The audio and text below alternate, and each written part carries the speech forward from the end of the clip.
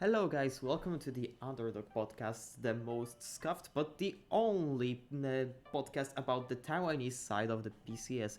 Let's come right in as we will go over the rosters that are coming into this summer split. First we have PSG Talon who make a small change, but it is very big in its implications. Yubao leaves, he joins Rare Atom Period later, and Maple rejoins PSG Talon, coming down back from NA, from TSM, ready to take over and possibly get back to that all-prime PSG Talon that used to have Maple as their mid laner. You could have seen some of their potential in Road to the Asian Games, as they have stomped what is majority Frank Esports roster in the Hong Kong representation, and they have proven to be somewhat competitive against Team WE, the Chinese representatives. They have lost to 0-2, but the games have been relatively even for the most part. In the end, WE proved to be better mechanically, but PSG Talon is still expected to dominate this split, as pretty much everyone I've heard giving opinions about the squad, they are telling me that Maple is the game changer here. Coming up next is going to be Impunity, who has bring back the Southeast Asian players, LJW in the top lane, Arashi down in the jungle. Taizan is still here from the original squad, but I suspect that this is more of a coaching position in the field, as some teams do field their coaches as their reserve players to just have more staff on the spot. In the mid lane we have Shera, who is coming back to the organization. We also have Blaze, Philia and Smurf as the potential bot laners.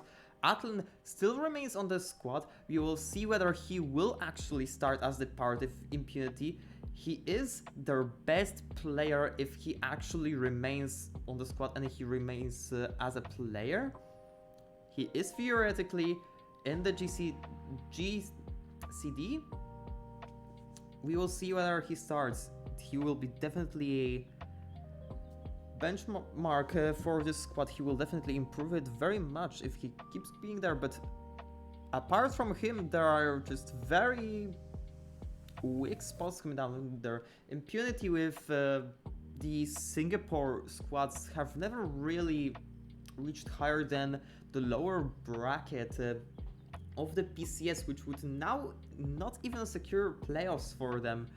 And the players from the other nationalities, such as Philia, haven't really seen playoffs as far as I remember. So we will see how Impunity really shows up, which players will actually appear on stage, which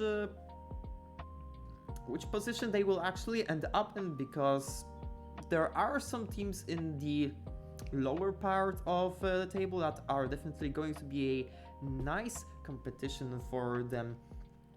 Next up we have J Team, and they brought in Driver. They have loaned Rennie from Beyond Gaming, their reserve jungler, coming down into this organization. We will see if he will actually start over Lava, who Lava has been pretty much a stable jungler who has really lacked mechanical skill. He does understand the jungle relatively well compared to PCS level, but he has horrendous mechanics, especially on his Sejuani, for example. In the first weeks he has been missing skill shots regularly. So we will see whether they will actually bring in the young rookie and the starting slot. We still have Menji in the mid lane. We still have Bruce and Whale, and we still have Enso. Ryue is no longer here. Fung, who hasn't been playing at all as I remember, is no longer here. Long is no longer here. He has been suspended even later. And We will see how this J team really improves. I don't know on what level Renier is playing, so we will see if he actually even appears and whether he will be an upgrade over Lava. Driver, he's definitely an upgrade over Long. He is definitely an upgrade over Riwei, but we will see whether he actually keeps keeps the performance from the spring split, even his late spring split when he hasn't been shining as much, or whether he will backtrack to his earlier days in J Team where he has been somewhat lackluster, kind of flippy of a player who used to be really over aggressive at times. So I mean, apart from that, this should be the same J team. We still have Meiji who loves his assassins, who loves the Orianna. He will definitely feel good with the Orianna, as it should be a good champion in the meta. We still have Bruce and Whale, who will be definitely the weak spot for this team. Bruce, he has been improving over the course of the split, but he still has remained a bottom tier AD carry compared to pretty much any other team apart from Sim9 WP. And we still have Enzo, who is, in my opinion, the second best support after Kaiwing. So we will see how J Team improves. We want to see J Team getting into playoffs, because this is just what we expect from this organization after all of these years, and the fact that they didn't qualify to playoffs last split was a historical disaster, despite the downwards trend they have had over the course of last 2, even 3 splits. The next team, sorry for that, is going to be Deep Cross Gaming, and in Deep Cross Gaming, 2 changes coming right up. 665 is going to get loaned out to West Point, and Mission joins from the imploded roster of Impunity, and this isn't going to change much. This is a upgrade, and no one should really question this. Now Deep Cross Gaming actually have very strong carries. They have Hanabi, who had his worst split in Deep Cross Gaming at least in a while, but he actually brought it back for playoffs. They have Mission, who has been drawing multiple bans in Impunity. He is a stable top mid laner in the PCS for a long time. He is adaptable, and with all honesty, he has shared much of Nesty's champion pool last split. We still have Chris Kata, who is a really good player, who has choked at times. He has been outperformed by the likes of Shun, by the likes of Wako, but he's still a formidable player, especially on Azeri. We still have Orca, who is a support in the PCS. He isn't bad, he isn't good, but he is young and he is still up for improvement. And we still have the veteran Ana, who has been a Wukong one-trick last split, and Wukong still is a relatively good jungler in this meta. Vi is still viable, Sejuani is still viable. None of Hana's champion pool have been relatively hit. He still doesn't really play Maokai. He doesn't really play Kindred. He will probably suffer from this counter pick. We will see what else will be picked. Maybe Hana innovates a little. Deep Cross Gaming is known for innovating, but overall, still one of the weaker points in Deep Cross Gaming roster. Transitioning into the next organization, we have West Point Esports, who pretty much dump every single player from their initial roster of Sim9 WP, along with the Sim9 part, who leave PCS overall, Westpoint Esports now have the entire slot for themselves, and they only keep Relia at the top lane, who has been one of the better players in the roster, definitely. But he has been flippy. He had his best performances on Akali, and we really see how Akali players really did not enjoy this spring meta, and the meta relatively not changing mean that Rela is kind of in a bad spot. He still is going to suffer from just not really knowing the matchups, and also like just playing with bad ping from the Philippines. We have Agrona, who is promoted from Westpoint Esports Academy. We have 665, who is loaned out from DCG, and Null One, Prage, and Ja joined from other teams, joined from the free agency market. And you see on this presentation you have Relia signed as the best player, but I haven't really seen either of mid laners and the ADC. Prage, as far as I knew, he has been applying to the PCS academies. He is fortunate enough to actually appear with Westpoint Esports, and overall more players from Taiwan mean that the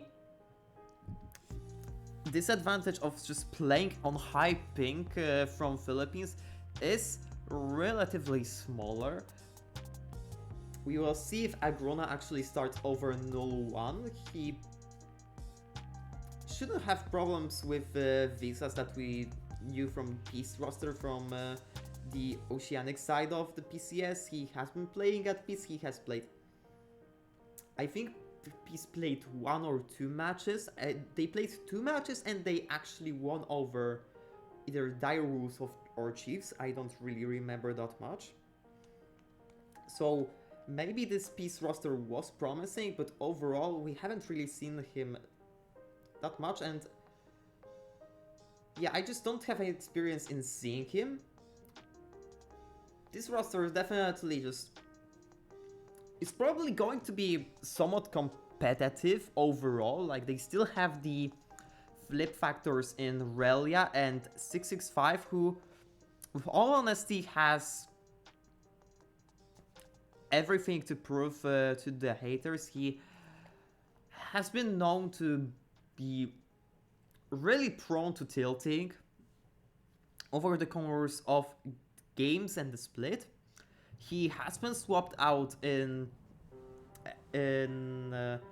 what was Meta Falcon team,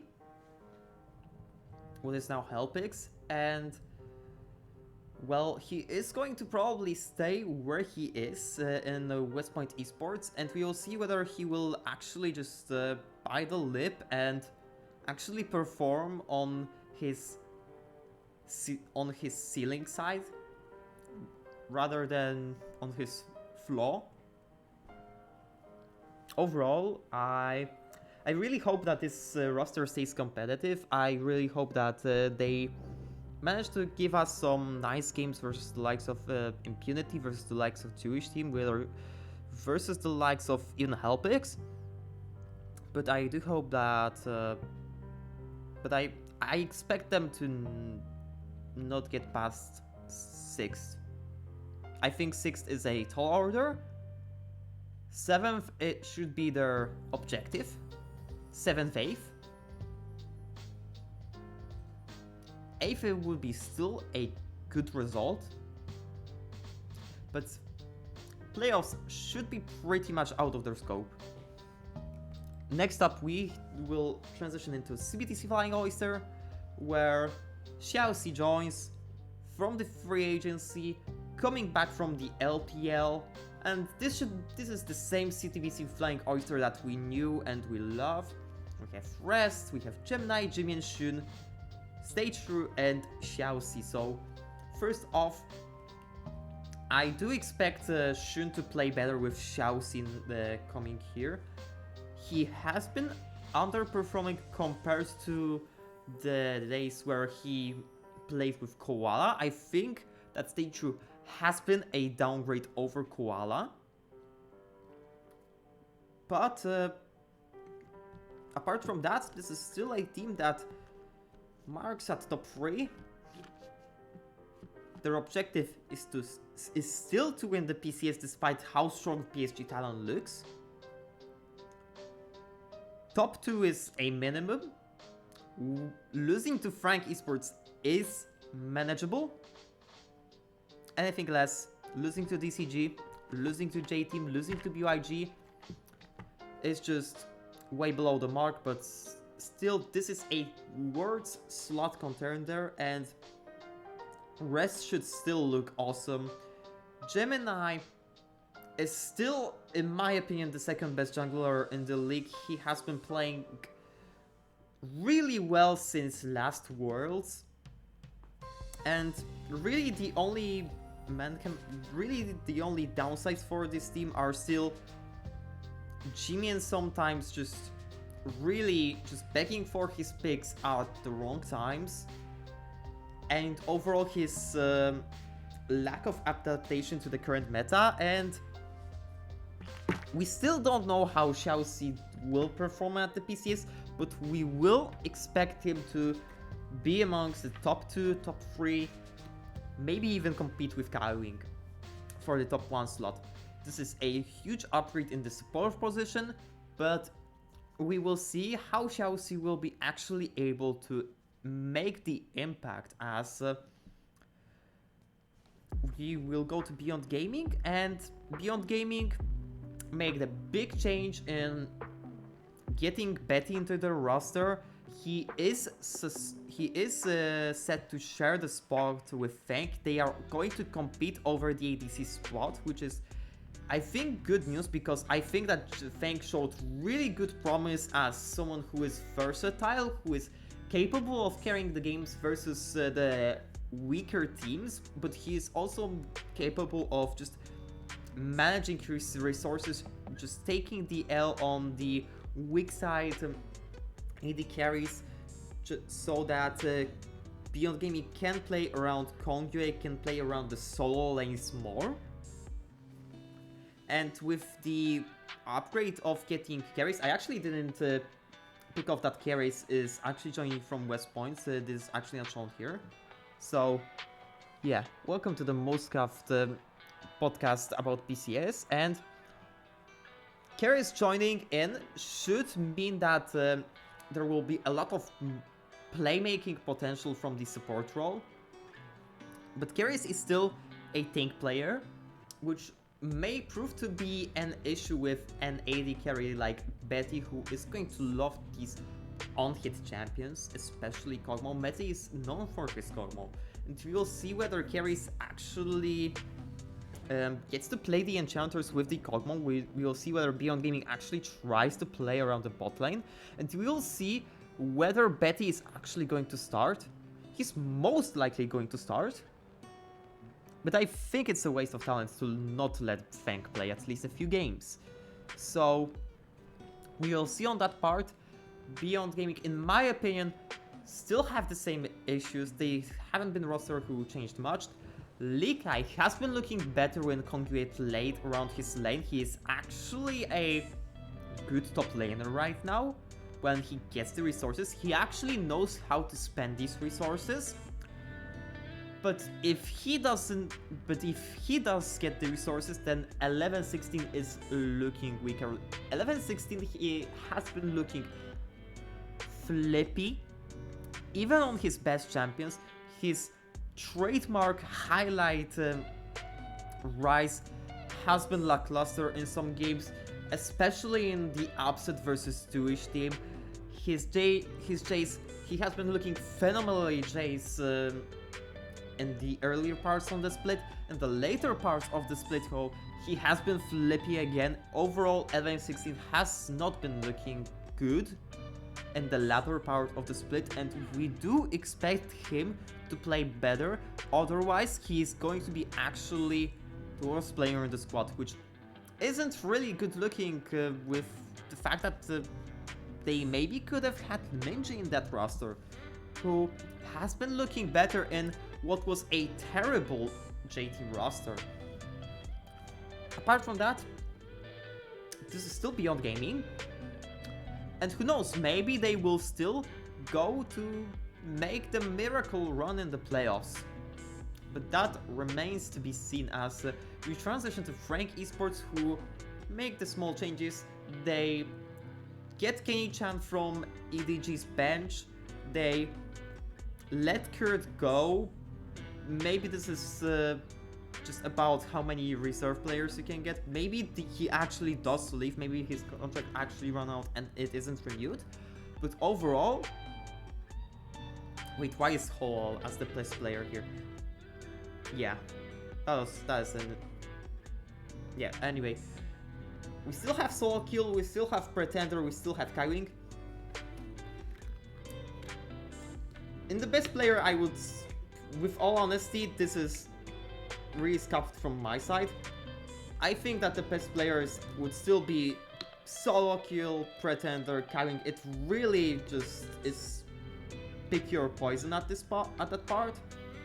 Kaiwing is still not really benefiting from the Enchanter meta. He is still a playmaker. He will benefit from Rakan being better in this patch. But overall, this is still not Solo Kill's meta. This is still not his pop-off meta. He is still yet to really do anything. He's still that weak side top laner that sometimes makes a really good play, but overall isn't really able to carry on his champions. And Pretender is still the stable mid laner who has been just unleashing DPS on his best champions, and he has been a silent MVP of this Frank Esports squad. We still have the M&M, who is a stable AD carry. He's not as good as Shun, he's not as good as Wako, but he is that tier below them. And we have Holo and Kenny-chan, and with Kenny-chan, we will really see how he matches up with this Frank Esports roster. In Road to Asian Games, he hasn't been doing anything in the jungle. I don't think he has been really... I don't think he really had the synergy right there. I expect him to be more proactive when PCS actually comes to fruition, but with how he looked in the Road to Asian Games, I do not believe in him yet. So I will probably mark Frank Esports as the team that is probably going to get the third place, but we need to see how the other teams actually match up versus themselves. As we will go into the other team, into Hellpix, who do not change much. Hong2 role swaps to jungle, Taco in the jungle leaves, and Adiox joins from J-Team to their academy squads, the J-Team's academy squad. And nothing really changes apart from that. I say it is still kind of bad. Tide is still a really good Lucian player. Adiox, I don't really know much about him. Hong2 is still a good mechanical player. We will see how he actually performs in the jungle. He has been the best jungler when he has been playing in Meta Falcon team. And we still have Taco, who is pretty much mid. He's pretty much the middle of the pack top laner, and he's the benchmark. If you are better than Taco, then you are actually a good top laner. But Taco isn't a good top laner. So Hellpix still expected to end up in the lower parts of the table. They are still not expected to achieve playoffs, but they can still upset some teams. But the X factor of Taco in the jungle is gone, and we will see whether they will actually have the mechanical skill to work for the early game advantages, because I do not really think that they are going to improve on their macro that much that they will actually be competitive versus teams that have better mechanics and have had better macro than them. So I expect them to really just fight for the 7th place slot against the lower pack teams. And talking about the lower pack teams, there is Dewish Team, Lacune and Deathclaw leave. Deathclaw hasn't been playing any game, so who cares really? But Lacune does leave, and JP6R8 and Hako join. Hako, he has been a support player in the LSC, which really surprised me when I actually looked that up, because he is marked as an AD carry in Dewish Team squad, so yeah, that is just kind of surprising. JP6RU8, he also hails from the LSC scene. I haven't been able to get info on him from anyone, so I will be reserved when it comes to ranking him, but overall, we still have WSL, who is just an early game jungler player. He's that Elise, he is the Nidalee, he's the Listen, but he's still bad. He's somewhat good mechanically, but he's just not good overall. He only really has the mechanics, and he really does play the game like it's solo queue. We still have Xiaotu, who gets majority of the resources, and he still looks like pretty much almost the worst mid laner in the PCS. We still have Pepero, who has been really the shining spot in that Dewish Team squad. I don't know why it always looks at that, but the AD carries on Dewish Team are always the players who have not been receiving the resources, but they have always those games where they actually just outperform Xiaotu anyway. And Pepero has been like actually a good AD carry for the standards of this team, and overall he has been able to keep up with the other AD carries. Enoa, I mean, I am not good at ranking supports, but in my opinion he's among the worst supports in the PCS. The PCS overall, and I'm going to say that straight away. My introduction to him was the words of he is a Lux one trick. Now he is playing, I mean, he has been playing overall what his team required him to play. He hasn't been playing actually as much Lux. He only had played Lux in those few games where Bank 2 used to be Dewish Team AD carry, when it used to be Hurricane Gaming as much as I remember. He's just not good. His team is not good. It's the same Dewish Team. And the only redeeming factor for them is that Impunity has massively downgraded. And the only saving factor from them ending up in bottom 2 once again is just that maybe Athlon doesn't start an Impunity, and then they get some of those ups that they have been able to actually accumulate in last split, in like 2 splits ago. Maybe that's their avenue to actually just secure that 8th spot for them. Maybe even 7th one. Maybe even they managed to beat Helpix. But that is just a team that you just... This is a team that you just simply love to hate watch, with all honesty. This is just a team that you see them falter. You see Xiao to just run it down once again, and you are like, hell yeah. And that's what I expect from Dewish Team. I expect Xiao to suck. I expect WSL to maybe do something in the early game. I expect Enoa to suck. I expect Pepero to be the only shining spot, maybe apart from their top laner. But overall, I just don't expect them to perform. And this is going to be it for the teams, as we are going to transition into the power rankings. As we have the list of the players that I suspect they may play. And we will begin from ranking the teams, I guess. So my guess is that PSG will be actually an S team. I believe, which may be a mistake. But I do legitimately believe that this PSG squad may actually achieve something. Junjia is still really just passing by with his mechanics, just trashing on every jungler in the league.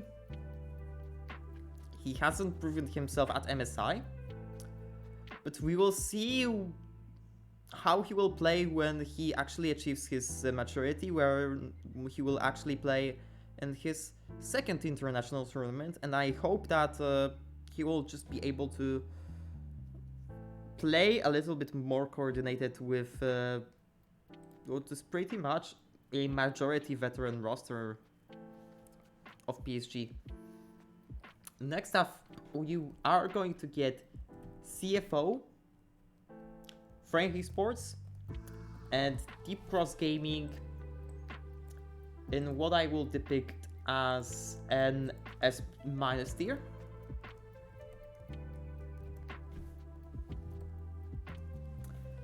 And I think that with the addition of Mission, DCG is a way better of a team.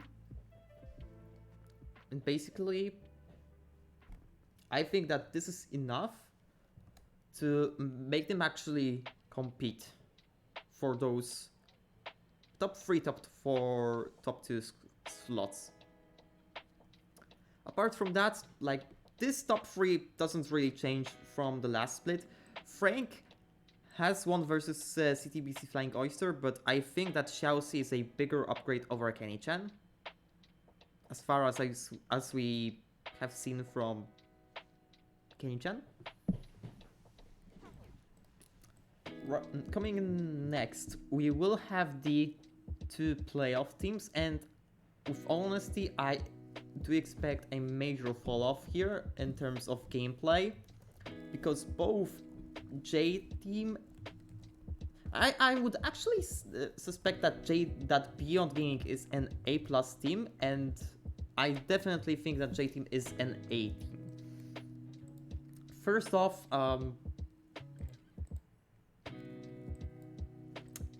Beyond Gaming is overall a good team, but sometimes 11-16 just kind of plays really badly, just doesn't contribute into team fights. Like, the problem is that Beyond Gaming would have been an excellent team if the meta was about split pushing, but the meta isn't really about split pushing right now. I do not know what patch they will play on. Maybe they will play with the buffed Hullbreaker, and maybe Hullbreaker just is broken, and and you will see the best of Beyond Gaming at that part, because we will probably see some very aggressive early game junglers from Conqueway. We will maybe see a resurgence of Elise. We will maybe see something like Elise in again. Who really knows? And Likai and 11-16 are just extremely good on split pushers.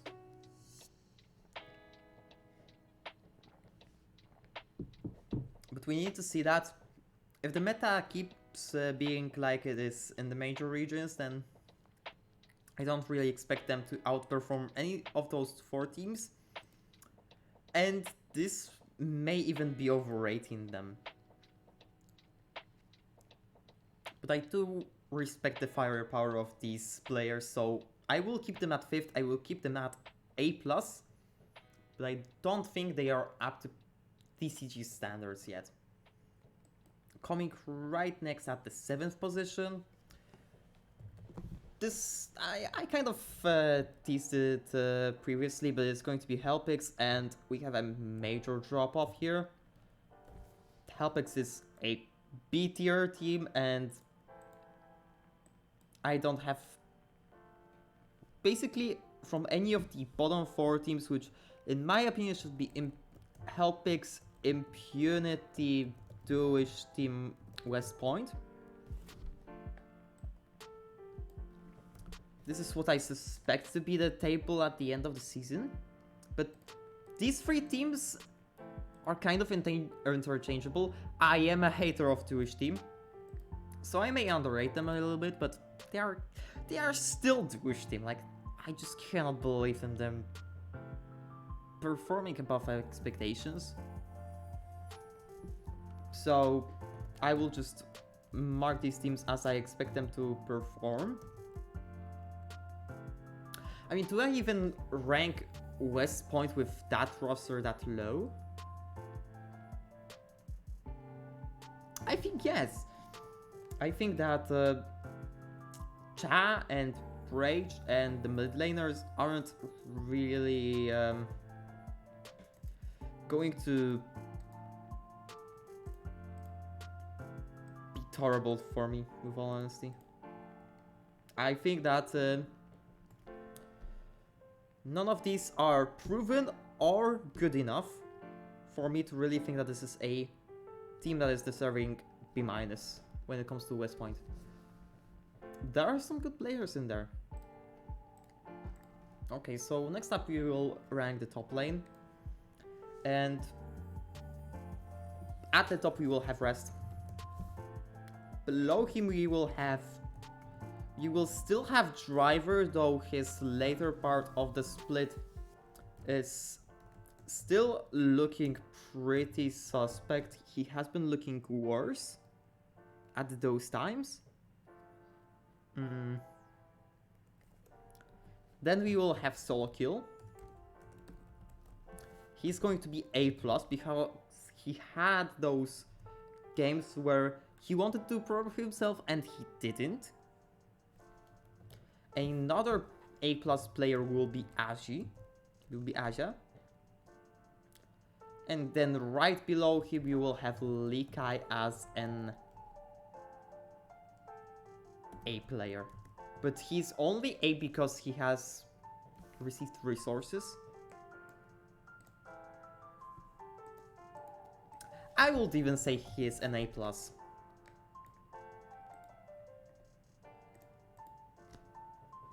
Overall, I think that if we saw the Driver having that consistent form from the earlier weeks, I think I would have even ranked him as an S top laner above Rest, because Rest hasn't been really popping off compared to the summer.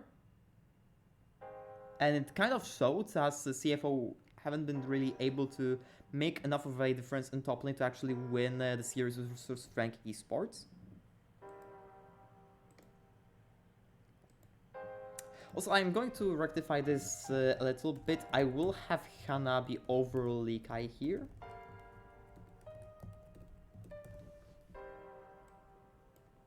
Because Hanabi has been...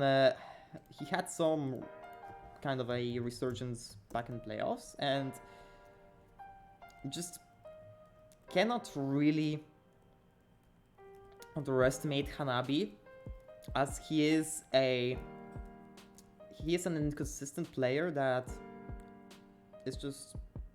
He sometimes is just enough to carry you the whole split. But if top lane isn't strong enough, then he kind of fades away. Because his champions are really just... You either are really strong with them, or you are invisible. And that's how Hanabi really plays. So, yeah. I do not expect him to really falter. Sorry for that. But I do not expect him to really have that pop-off performances of 2022 spring. But with Mission, I expect him to play a little bit better in the team fights. I expect DCG to just be a way better team fighting team, way more consistent. I expect them to be that team that can win versus any team. I expect this team to have the highest peak apart from PSG. But I will not believe them until they actually put the words into my mouth when it comes to actually assuming them as very, very, very good as an international level players.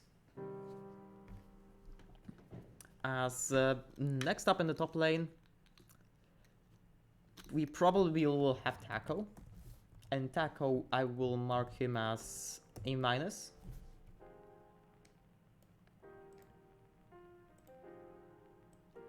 And then we have Relia, which is going to be a stable B. And then we will have two players who I actually do not have the information for, which will be LJW and JP6RU8, which are just going to be question marks. Because we haven't seen them. LJW hasn't been playing at the Road to Asia Games. So I do not really have research on him. As I've been watching Road to Asian Games, but apart from that, nothing really else. Anyway, coming now into the jungle, we still have Junjia as plus. He is one of the best players in the league pretty much. Lower on we will have Gemini. And he is going to be that S, not S plus, he will be the S. Lower we will have Kongyue on the S minus. If meta actually shifts, because it is kind of trying to shift into the carry junglers, maybe if we actually see more carry junglers be viable, then maybe Kongyue will go higher. But overall, he will stay here. Then later on, I will have Kenny-chan probably as NA. I will have Husha here, just for the sake of it, because I just wanted to show this. So let me delete these guys from the list. And now, apart from these players, I would probably still put Ho here as an A player as well, though he is inconsistent as hell. Then we will probably...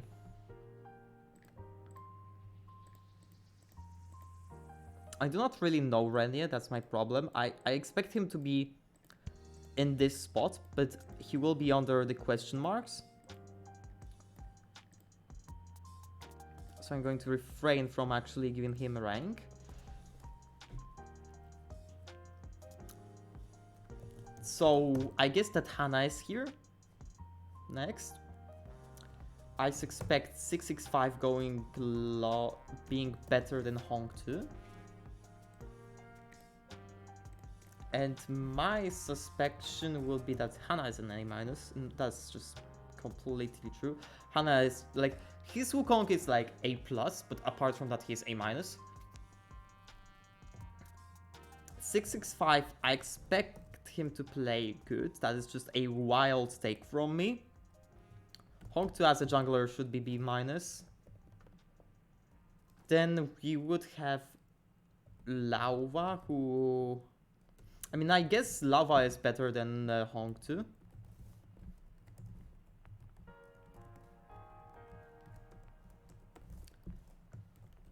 And then we shall have WSL. Wait, why is this white text for some reason? And Arashi, who would be both B- as well.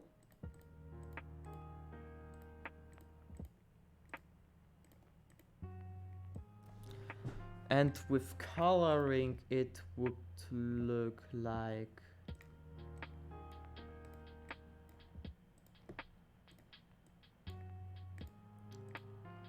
this. And then we have Renia's a question mark.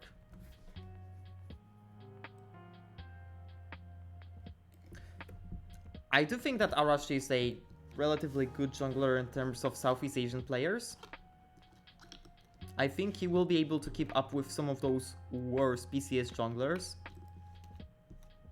But he will still get smurfed on by the better ones. Hana still may get one of those bad games where he actually just loses straight off early game to Arashi. This is still possible. Like, Hana is just inconsistent in terms of his play, and especially when it comes to which champion he actually is playing. Apart from that, we will see. I will not put Arashi over WSL though. Yeah, that's just not viable. In the mid lane, we will have Maple. Maple is an S. I would even say he's an S+. But no, he is just an S. But I will place probably every mid laner half a tier lower then. Which would mean that Mission, Pretender,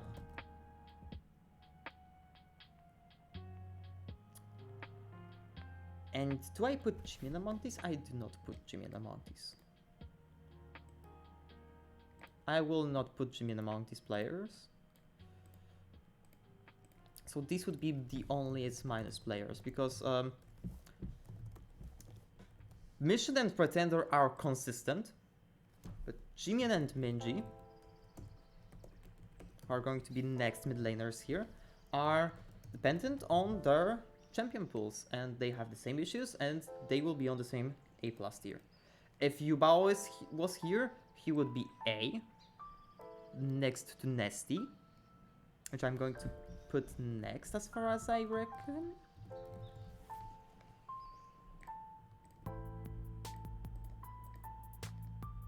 Yeah, and then below him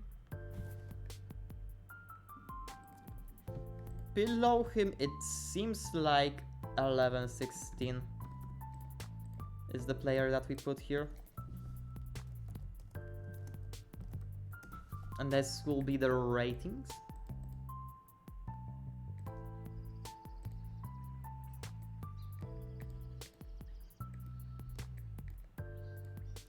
As I do think that this is simply... I simply just do not trust in 11-16 anymore, really. Next up we have Shura and Xiaotu. And then below him we will have Null 1, we will have Adiox, we will have... I mean, I expect Adiox to be better than all of these guys, so I will put him above them, but yeah. Null 1 and Agrona. Agrona being the... Sorry, that... Agrona being from Philippines, I do expect him to just play straight up bad. Like, on the... Like, the ping issues and... The quality of play is just not enough for me. This is his minimum. This is his maximum, basically. Like, he is less than C+.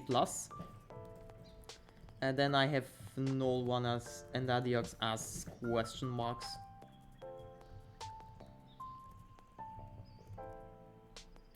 And then lower here I will put... I will... Do I put Shera over Xiaotu? I will put Shera over Xiaotu, actually.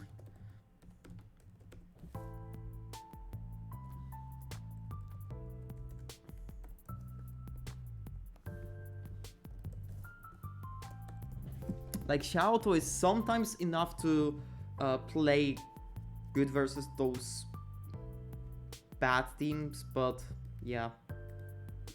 I'm just a Xiaotu hater. I'm just straight off a Xiaotu hater.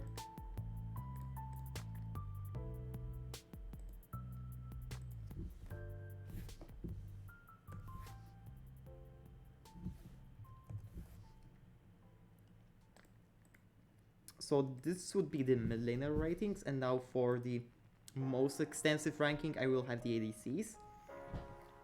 So in top, we have Wacko. That should be pretty obvious. I would put Shun over Betty. And then we have Betty Fang, Chris Kata, Talon. So this would be S minus, S minus, S minus, S minus, A plus.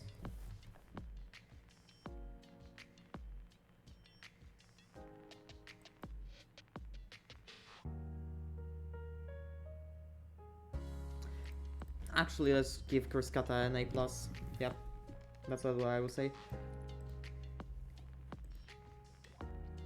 Because Chris Kata is just like we've simply seen him perform worse than we've seen him just straight up being overperformed by the players above. Apart from Betty, who is obviously like just better. And I don't think there is really much argument to be had here. Talon is maybe lower, since he may be actually targeted by some bans now, if he actually plays in Impunity. So he may actually perform way worse than last split, because last split he has been pretty much able to spam Lucian as much as he wanted.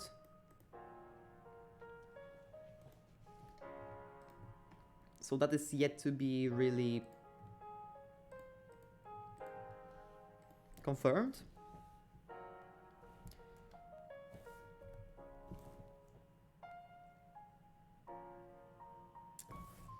I will also put Eminem over Chris Kata and Talon, but that is mostly because Kaiwing is his support. And he's still A+.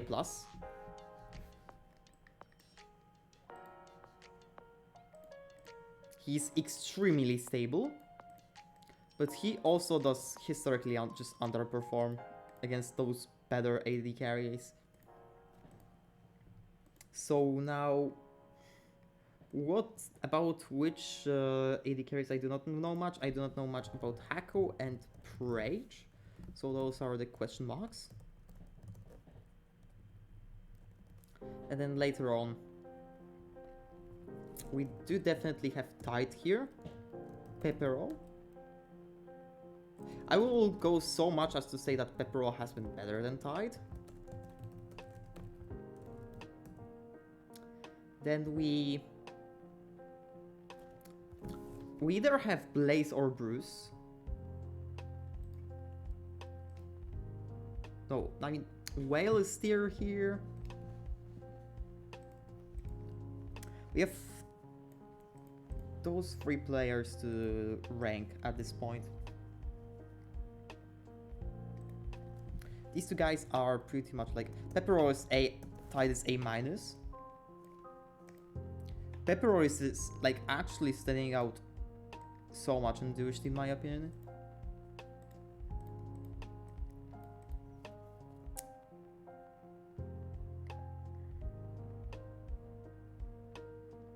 I mean, this may surprise you, but I still treat Whale in higher regards than Bruce. I'm just a straight up Bruce hater, to be honest. Like, I mean, Bruce just ended so much games last split. It's just horrendous. Yeah, he's just really over aggressive at times, and I just cannot treat him seriously because of that. He improved later on the split, but that's just simply not enough for me to trust him. And even when he improved, he still had some of those end plays. I just simply cannot really respect that, especially when you are an AD carry. Like, when you are an AD carry, you are not supposed to just die like this. Okay, so coming up to the sports, Poing, that should be pretty much a no-brainer. He's the second player to get achieve S+. I will put my Xiaoxi. I will be a little bit reserved when it comes to ranking him. But he's still going to be an S here, and so is still up here as an S as well.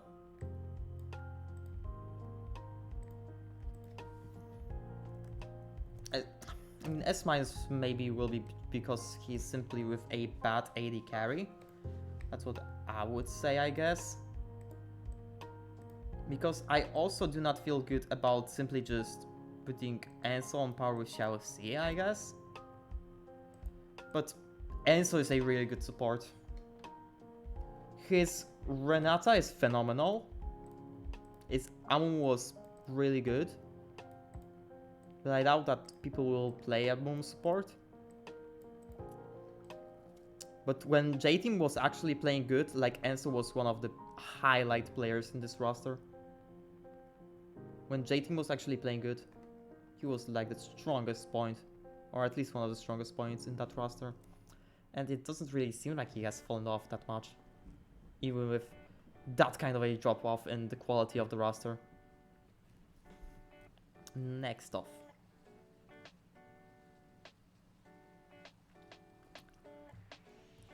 I guess this would be... I guess that would be Keres. Stay true. And this is maybe me ranking Woody too low. But I really do think that Woody just really excels at very specific metas. Like, Woody is, in my opinion at least, a mage support player. And if there are no mage supports viable, then in my opinion he is just meh. Like, he's just not standing up to what some people are thinking about him, with all honesty. Okay, now we have... Oh my god. Yeah, this is going to be tough to really rank, but I guess that Orca is still at a minus. Though it seems to be the best meta for him.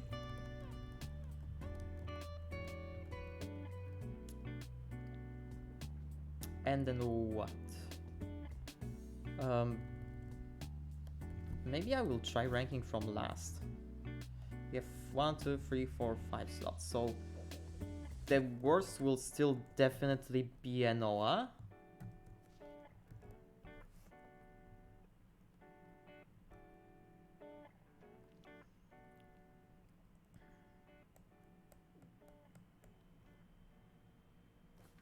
And I guess the next up would be Chad, though I am so unsure about this because Chad has been playing so little.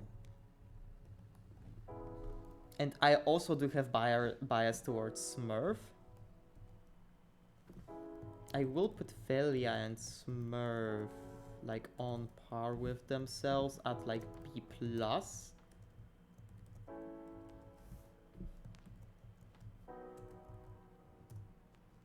And then on a normal B we will have Ice8.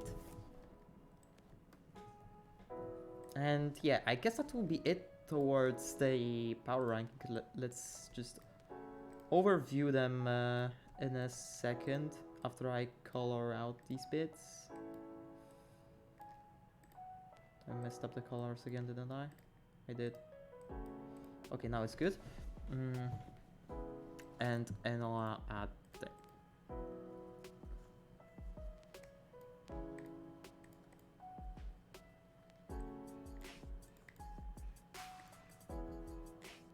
Yeah, okay, so that would be it in terms of my tier list. And yeah, like looking at this, I think this should be pretty okay. Yeah, so I guess we will transition to the last part, and it will be just my predictions for the PCS. As you can see, the matches are here. J-Team versus Impunity. It should be a pretty easy for J-Team. It should be pretty easy for J-Team to win this one. This is really the... This is just a test for them to see whether they are... Whether Driver and Rennie are actually enough to pick this team up from what was a disaster of a split. If they lose versus Impunity, all hope is lost in my opinion, at least for those initial weeks. Westpoint versus DCG, this should be a pretty easy win for DCG. The same with Beyond Gaming versus Dewish Team. Beyond Gaming should get this one. I do not believe that. I mean, I simply will not expect the Dewish Team upset any time, except for when I actually see the Nexus getting blown up. CFO versus Helpix, this should be easy CFO win as well. PSG versus Frank Esports, this should be a win for PSG in my opinion. Beyond Gaming versus Westpoint. Beyond Gaming win, then in my opinion CFO should win the CFO versus Frag matchup, though it should be a really banger match to watch. The same with DCG with PSG, as I will predict for DCG to win this one. I just like, you just need to expect that DCG to upset someone, and I think that DCG will be just able to make the preparation to actually surprise PSG, and this will let them win a match. This is still unlikely to happen, but sometimes you just have to bet on this. Sometimes you just feel the upset coming, and in this case, this is just me feeling the upset coming. DCG is just smashing PSG's chances for a clean split. This would be just really interesting to the dynamic, with PSG just being 2-1 in the first week. Helpix versus J-Team, I expect a J-Team win. Dewish Team versus Impunity, I expect an Impunity win, though this may be up to grabs for Dewish Team, maybe. The same with Dewish Team versus Westpoint. DCG versus Frank Esports, this is also an interesting matchup. I expect this to be an even matchup, but I still expect Frank Esports to win because I just simply like Frank Esports. PSG versus J-Team, this should be pretty easy if PSG wins still. Helpix versus Beyond Gaming, the match of the week, should be Beyond Gaming win, though Helpix has been known to upset Beyond Gaming at times, so we will see how this one goes. And then we will have CTBC Flying Oyster versus Impunity. This is going to be the matchup that it's going to be a dub for CFO, as here we go, you have the highlighted predictions of mine right here. I have been your host Meander for this first episode of the podcast. Hopefully the next one will have some guests coming up to discuss the games of the first half of the split. I will see you soon after 3 weeks. Goodbye.